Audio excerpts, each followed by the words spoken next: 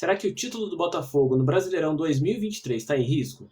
É disso que a gente vai falar nesse vídeo. Sou Bruno Ferreira, se você puder me ajudar, se inscreve no canal e vamos falar de Botafogo. O Botafogo fez a melhor campanha da história do Campeonato Brasileiro em pontos corridos, com 82% de aproveitamento e 47 pontos. É claro que muita coisa contribuiu para o Botafogo conseguir fazer essa campanha no primeiro turno. Em 2022 o time virou SAF e o John Textor fez um investimento alto em contratação. Então chegou o Tietê, o Tiquinho Soares, o Marçal, o Lucas Perry. Só contextualizando, é claro, chegou mais gente, mas só para entender como esse Botafogo foi montado em 2022 para a temporada de 2023. Essas contratações foram interessantes porque o Botafogo conseguiu montar um time e não só um elenco. Além desses jogadores, o time trouxe o Luiz Castro também, um técnico que já tinha passado pelo Porto, pelo Shakhtar e estava no Catar, tinha sido campeão da Copa do Catar. Então o Botafogo passou a ter um time e um técnico, dando condições para o Botafogo ser mais competitivo. Além disso, apesar do Botafogo também estar disputando a Copa do Brasil e a Sul-Americana, ficou claro que o foco do Botafogo naquele momento era o Campeonato Brasileiro mesmo. Com Flamengo, Grêmio, Palmeiras e Fluminense priorizando a Libertadores, eu cito esses porque para mim no começo do Campeonato Brasileiro eram os times que tinham mais condições de competir, principalmente Flamengo e Palmeiras, como todo mundo já sabe. O Botafogo aproveitou esse momento em que as outras equipes estavam focadas nas outras competições e começou principalmente em casa a ganhar as partidas e construir uma vantagem.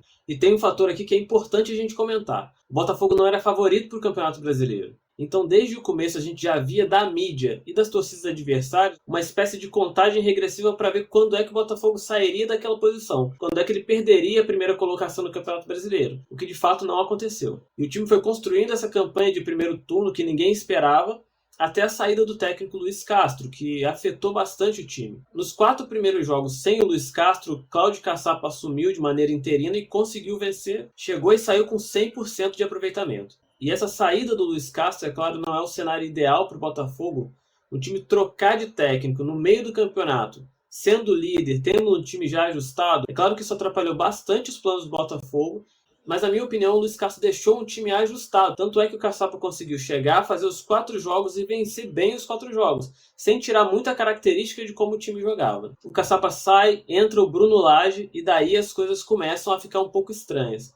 E agora o que a gente entra de questionamento é, será que essa campanha do Botafogo de segundo turno, essa queda de desempenho, é culpa do Bruno Lage só?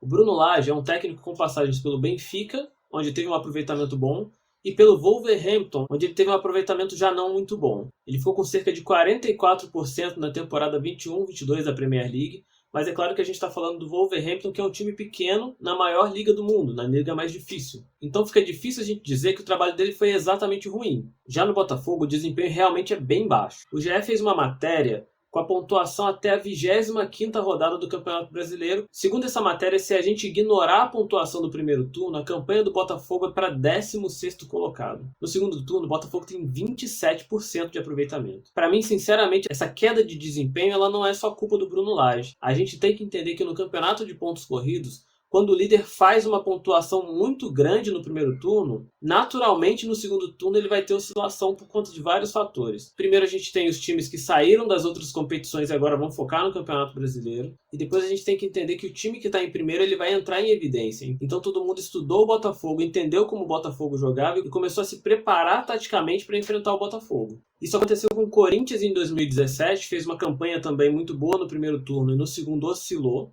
E isso aconteceu também com o Fluminense do Diniz. Se a gente for ver, claro que eu não estou falando de uma campanha de time campeão de primeiro turno do Campeonato Brasileiro. Estou falando de um time que se destacou. A gente teve um Fluminense num período jogando um futebol muito acima dos outros e hoje a gente já vê o Diniz jogando um pouco diferente porque todo mundo já se preparou para jogar contra o Fluminense. Todo mundo já entendeu como isso funciona. Então essa oscilação do Botafogo ela é esperada, isso vai acontecer. Um outro fator que está chamando a atenção é a maneira como o time está se comportando em campo. A gente fica com a sensação que o time do Botafogo está mais com medo de perder do que vontade de ganhar. Talvez pelo peso da responsabilidade de ter uma campanha de primeiro turno e poder dar um título para um time que não vence desde 1995. Essa responsabilidade realmente pode estar deixando o time um pouco instável, né? Mas será que realmente o Botafogo vai perder esse título? Será que os outros times, principalmente o Palmeiras, tem como alcançar o Botafogo nessa reta final? Sinceramente, para mim o título está na mão do Botafogo ainda. E eu vou te falar por que eu acho isso. O Palmeiras pode ter ainda 2 jogos na Libertadores. Ele vai ter o segundo jogo contra o Boca Juniors e se passar ele vai ter a final para disputar. Então, muito provavelmente, nesses próximos jogos o Palmeiras vai priorizar a Libertadores. Já o Grêmio, apesar de estar se ajustando, ainda oscila bastante e eu não acredito sinceramente que tenha tanta força. O Fluminense é outro que vai priorizar a Libertadores também, é um título que o time nunca ganhou, então eu entendo que para o Fluminense voltar a focar no Campeonato Brasileiro é só em caso de ser eliminado da Libertadores mesmo. E para mim, a essa altura do campeonato, o Flamengo já não tem mais chance nenhuma de título. O Flamengo vai buscar uma vaga na Libertadores mesmo, se ela vier.